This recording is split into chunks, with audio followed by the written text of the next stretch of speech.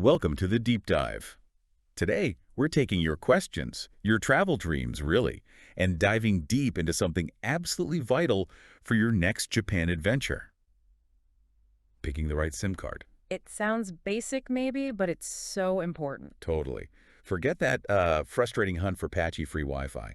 This deep dive, it's all about making sure you have a smooth, connected, stress-free trip. Exactly. We're going to unpack everything, our top recommendations, and yeah, some were tested way out on Japan's remote islands, plus budget options, and the convenience of those digital eSIMs. Making sure you stay connected wherever you end up. Our mission today is just that. Oh. And definitely stick with us to the end. We've got a final thought that might just change how you approach your travel planning a bit. Oh, intriguing.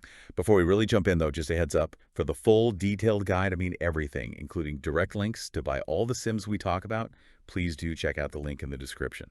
It's all there for you.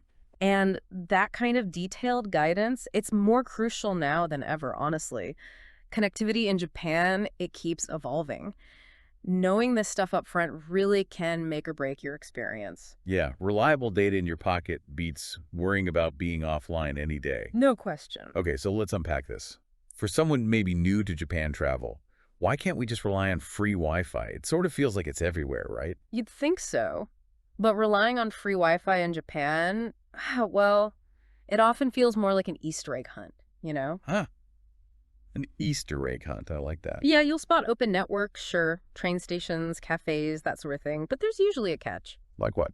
Well, often you need to go through some complicated registration process, or there are annoying time limits. Ugh, yes. Or, and this is the worst, the connection just drops right when you actually need it, like for maps or translation. Right when you're lost or Yeah. trying to ask for directions? Exactly. So, practically speaking, it's just not a serious, reliable option for staying connected throughout your whole trip. Okay, so free Wi-Fi is out as plan A. What about just using my home carrier's roaming? Is that practical? Practical, maybe. Affordable, almost certainly not. International roaming charges can add up incredibly fast. Yeah, those daily fees can sting. They really can. It's a super quick way to blow your travel budget without even realizing it. Okay, so that points us firmly towards getting a local Japanese SIM. What are the big upsides there? The contrast is huge. A local SIM gives you consistent 4G or, increasingly, 5G service, not just in big cities, but across rural areas, too. So reliable connection pretty much anywhere I'd likely go. Generally, yes. And that means seamless use of things you rely on. Navigation, like Google Maps, absolutely essential. Oh yeah, couldn't travel without it. Instant messaging to keep in touch back home or with people you meet.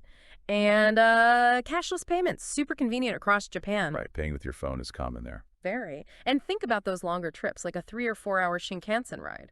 Having stable data makes it way more enjoyable. Definitely. You can stream Netflix, play some games.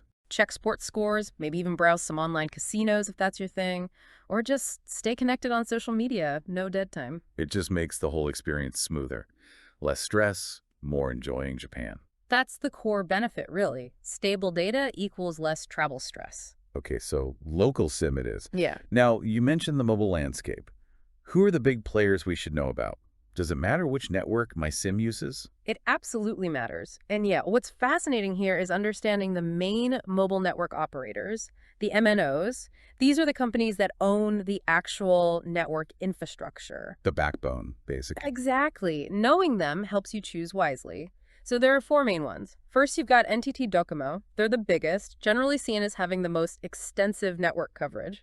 Crucial if you're heading to rural or remote spots. Okay, Docomo for widest reach. Who else? Then there's SoftBank. They're known for pretty competitive pricing, and they've been really pushing their 5G network expansion, especially strong in cities. SoftBank for price and City 5G. Got it. Third is O by KDDI. Another really strong competitor, excellent coverage, lots of different plan types. Oh, another solid option. And the fourth? The newest player is Rakuten Mobile. They often have very competitive pricing, which is attractive, but their own network coverage is still developing compared to the big 3. They do roam on partner networks, but it's something to be aware of. Okay, so Docomo, SoftBank, O, and Rakuten. Knowing those names is key. So how does this translate into actual SIM card recommendations for us, the travelers? Where should we start looking? Right. Let's get specific. My #1 top recommendation for most travelers heading to Japan, it's got to be mobile SIM cards. Mobile. Okay, I've heard that name come up a lot. What makes them the top pick? What sets them apart? Several things, really. but maybe the biggest differentiator. They offer genuine Japanese phone numbers with their voice plans. A real Japanese number. Why is that such a big deal? It's rarer than you'd think for tourist SIMs, and it can be incredibly valuable. Lots of local services, booking certain restaurants, maybe confirming a delivery, sometimes even event tickets. They might require a Japanese number for verification text messages or calls. Ah, so it unlocks things you might otherwise struggle with. Exactly. It avoids those unexpected roadblocks. Plus, with their voice plans, any incoming calls are free. Okay, that's huge. What about network and support? They use the SoftBank network, as we said, super reliable, covers over 99% of Japan's population, so great connectivity. And they offer native English customer support. It's email only currently, but still really helpful for visitors. In getting the SIM itself, is that easy? Very flexible. You can order it online way in advance, have it delivered worldwide before you leave home, so it's waiting for you. Oh, nice. Arrive, ready to go. Or you can pre-order online and then just collect it when you land at major Japanese airports. Easy pickup. Convenient. Anything else notable about mobile? Yeah, actually, they have a really cool ethical business model. They donate the majority of their profits to charity, so you get connected and contribute to a good cause. That's fantastic. And that SoftBank network you mentioned, it's reliable. Yeah. I remember reading in the guide that the author, Rob Dyer, personally tested a mobile SIM way out in the Yaeyama Islands, Ichigaki Islands specifically. That's right. Over 1,200 kilometers from Tokyo. Really remote. And it worked perfectly there. Flawlessly, apparently, which is a pretty strong testament, right? If it works reliably there, it's almost certainly going to work wherever most tourists are likely to travel. That's really reassuring. Yeah. What about their actual plan options? They have a couple of main types. Data plus voice plus text plans come in 30, 60, or 90-day options. These give you unlimited data, but it's important to know that only the first 7 GB is at full 4G LTE speed. Only 7 GB at full speed. What happens after that? After you hit 7 GB, the speed throttles down to 200 kilobps. Okay, 200 kilobps. What does that realistically mean? Can I still use maps? Honestly, it's quite slow. Good enough for basic text messaging, maybe checking email without attachments, emergency communication. But loading maps, browsing websites with images, social media, that'll become noticeably sluggish, potentially frustrating. So it's more like an emergency backup speed after the 7 GB, not for active, heavy use. Precisely. It keeps you technically connected, but it's not for streaming or heavy browsing. Then they also have data-only plans. Oh. These come in 8, 16, or 31-day options. They're more affordable, obviously, since there's no voice or text. And they offer instant activation, which is great for tourists who just need data. Mobile sounds like a really strong all-rounder, especially with that Japanese number and the ethical angle. Are there any maybe downsides? Like, is it the cheapest for a really short trip if you only need data? That's a fair point.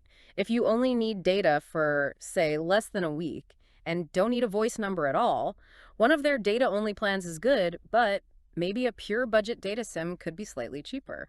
And while their English support is good, being email only means no immediate phone support if you hit a snag right at that moment. Okay, good to know.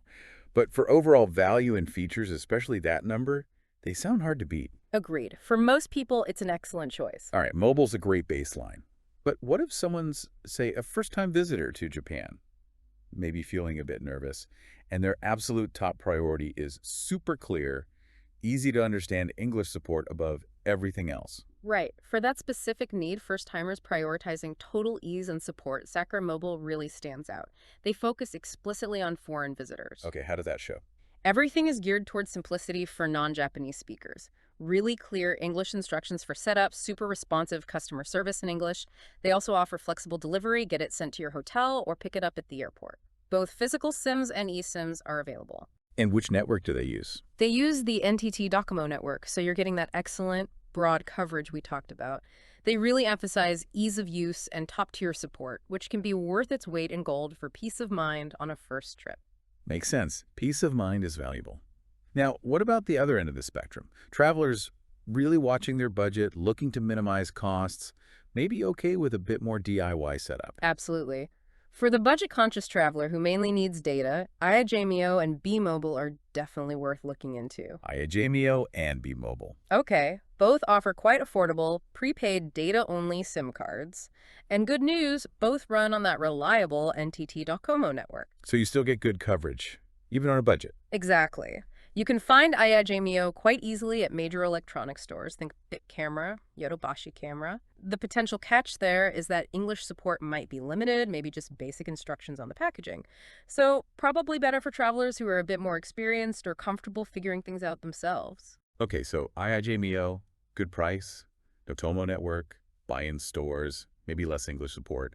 What about B-Mobile? B-Mobile offers a pretty wide range of prepaid data SIMs. You can often choose different data caps and validity periods, like a 5 GB SIM for 21 days or maybe 10 GB for 30 days, things like that. Lets you tailor it more closely to your actual needs and trip length without paying for stuff you won't use. Again, primarily data-only options focused on affordability. So good options if budget is the main driver and you just need data. Now let's loop back to networks for a sec. You mentioned Docomo for rural coverage. If someone's planning to really get off the beaten path, hikers, people visiting small villages, what's the takeaway? The key takeaway: if your itinerary includes rural areas, remote destinations, mountains, smaller islands, anywhere outside the major urban corridors, you absolutely want to prioritize a SIM card provider that uses either the NTT Docomo or SoftBank network. Docomo or SoftBank for the countryside. Yes, and Docomo's infrastructure, generally speaking, is often considered the most comprehensive across the entirety of Japan, especially in those really out-of-the-way places. So if you're planning serious exploration, a Docomo-based SIM, like from Sakura Mobile or Iojimio or B-Mobile, might give you the absolute best chance of staying connected. I remember trying to navigate some tiny roads in the Gai Peninsula once using just offline maps. Yeah. It was stressful. A reliable SIM would have made a huge difference trying to find that one specific hidden temple. Oh, I can imagine. Yeah, that's exactly the kind of situation where a good SIM running on Docomo or SoftBank becomes invaluable. Less getting lost, more discovering. Totally. Okay, just a quick reminder for everyone listening, if you want all the nitty-gritty details on these providers, plus direct links to purchase any of the SIM cards we're discussing, please visit therealjapan.com. The link is right there in the description. Easy peasy. Definitely worth checking out with the specifics. All right, let's shift gears slightly. We've talked a lot about physical SIM cards, but what about eSIMs?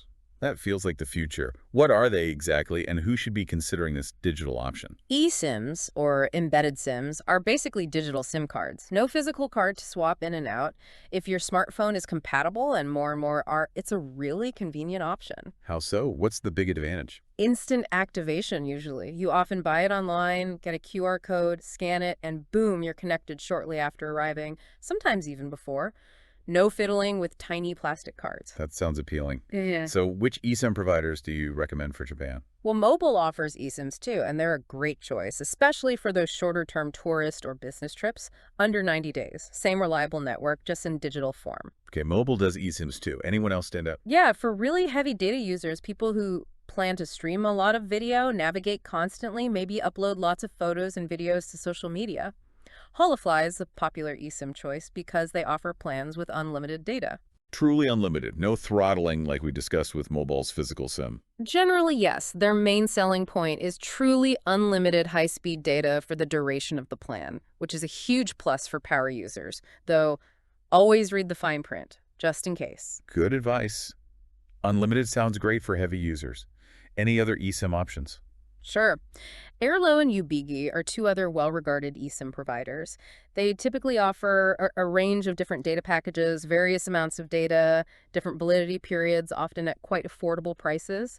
You usually manage everything through their apps. So Airlo and UBG for flexible, often budget-friendly eSIM plans.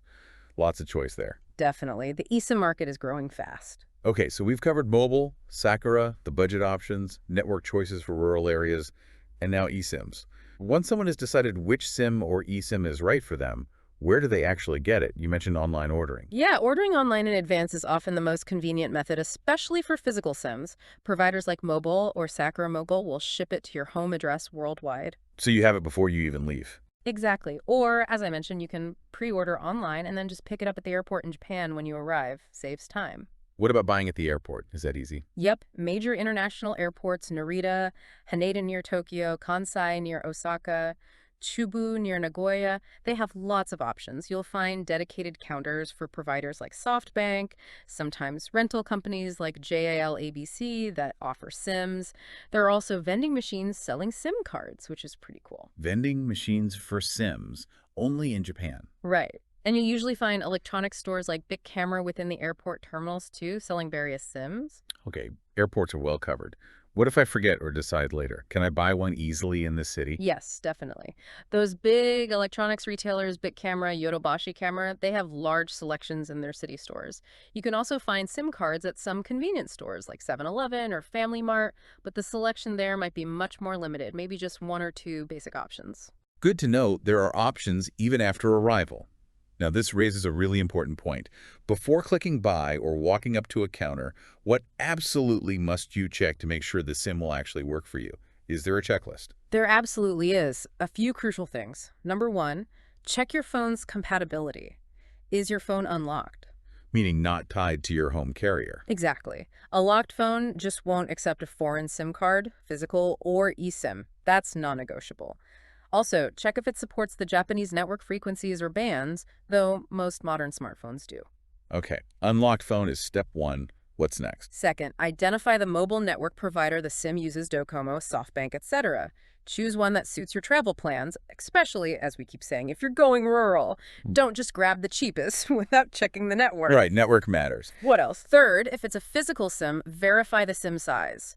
Although this is less of an issue now, most providers offer 3-in-1 SIMs. They come as a standard size, but you can easily punch out the micro or nano size you need. But just glance to be sure. Okay, 3-in-1 is common. Yeah. Makes sense. Fourth, estimate your data needs. Try to be realistic. Do you stream video or just use maps and messaging? Choose a data allowance that fits so you don't wildly overpay or run out too quickly. Estimate data. Good tip. Fifth, consider voice requirements. Remember, most tourist SIMs are data only. If you absolutely need to make traditional voice calls or need that Japanese number we talked about with mobile, make sure the plan includes it. Don't assume voice is included. Check explicitly. Correct. And finally, if you're going the eSIM route, double and triple confirm your specific phone model supports eSIMs. Not all do, especially older models. Okay, that's a solid checklist. Unlocked phone, network provider, SIM size, less critical now, data needs, voice needs, and eSIM support. Got it. Any final tips for once you're actually in Japan, ready to pop in the SIM or activate the eSIM? Yeah, a few practical things. Once again, confirm your phone is unlocked before you even try. If your phone only has one SIM slot, figure out a safe place to store your home SIM card. Those things are tiny and easy to lose. Oh yeah, definitely. Put it somewhere secure. When buying in person, keep your passport handy. You'll almost always need to show it for identification when purchasing a SIM card in Japan. Passport ready, okay? Before you even leave home or using airport Wi-Fi, download essential apps. Google Maps, obviously. Google Translate is a lifesaver. An app like a Japan Travel by Navitime is also fantastic for train routes and schedules. Get the apps ready beforehand. Smart. If you're on a plan with a specific data cap, monitor your data usage. Most phones have built-in trackers, or the provider might have an app. You don't want to run out unexpectedly mid-trip. Keep an eye on that data meter. And lastly, for eSIMs, remember to activate them when you have a stable Wi-Fi connection. Airport lounges, your hotel Wi-Fi. That's the ideal time to scan the QR code and run through the setup process smoothly. Activate eSIMs over Wi-Fi. Great final tip. That should cover most of the practicalities. Fantastic. Okay, so let's do a super quick recap of the main recommendations.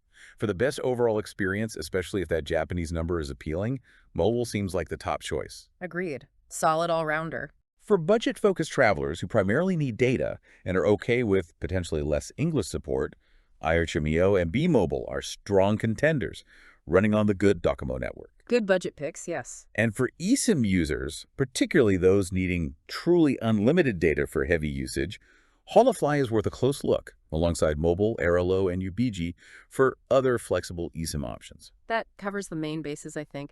And just to bring it all together, having that local SIM, whichever one you choose, it really will significantly improve your Japan travel experience. Staying connected for maps, translation, keeping in touch, it just makes everything smoother, less stressful, and ultimately more enjoyable. Absolutely. So what does this all mean for your next adventure planning? Something to think about. And don't forget, one last time, for all the comprehensive details, those direct purchase links for every SIM we mentioned, plus Rob Dyer's complete guide, head over to therealjapan.com. The link's waiting for you in the description. All info in one place. Now, here's that final thought to leave you with. Consider this.